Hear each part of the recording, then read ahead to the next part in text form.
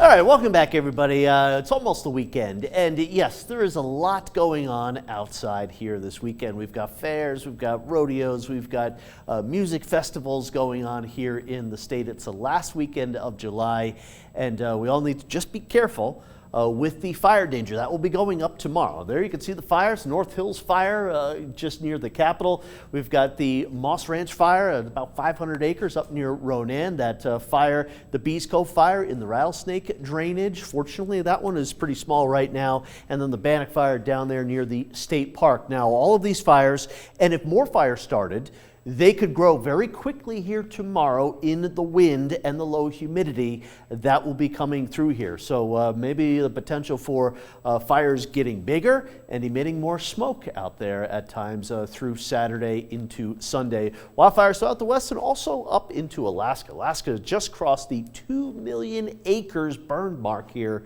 a couple of days ago. Looking off towards the north, Sleeping Giant, and there's that fire. Still active here. Firefighters working on that pretty diligently right now. And again, in the wind tomorrow, strong west winds will be developing through the afternoon. That could push that fire over to around the Black Sandy area. How about that? 92 degrees. The wind is light compared to what it will be tomorrow afternoon and evening. In Great Falls, 86 degrees. And how about that? A calm wind. Yeah, enjoy it now because things will change tomorrow. Toasty afternoon, 80s and 90s here throughout the state. And again, fortunately, the wind is not that bad, generally between 5 and 15 miles per hour.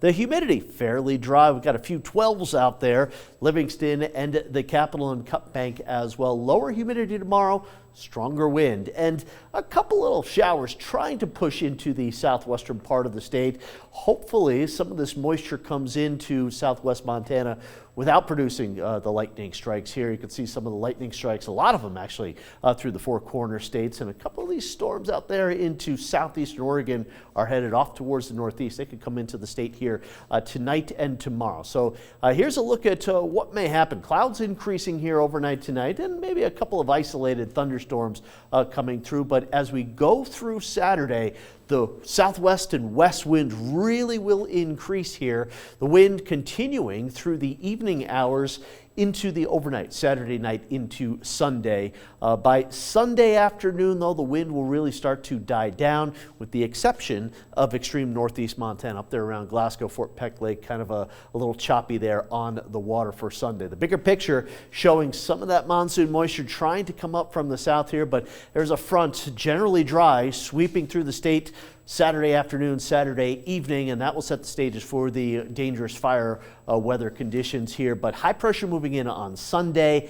A mighty fine day on Sunday. Cooler temperatures, not as much wind, not as high as fire danger here, and a really nice day shaping up with mostly sunny skies. What you'd want here for the end of the last weekend of July. A couple of storms may be moving in here for Monday. Here's the forecast for tonight. A warmer night, generally 55 to about 60 degrees here through the overnight hours, so not as cool and refreshing as the last few nights. And here's the forecast for tomorrow. Here comes the cold front. Couple of isolated thunderstorms, everybody dealing with wind and higher fire danger tomorrow.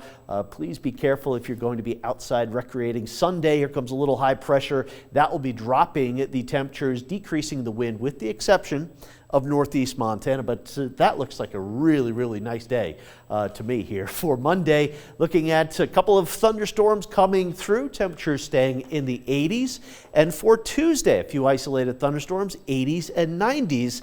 Again, these numbers a little bit above average, but certainly in the realm of what you would expect here for the end of July and the beginning of August. And that 7-day forecast takes you through 2 months, through the end of July into the beginning of August. And again, nothing too unusual, too out of the realm of possibilities here.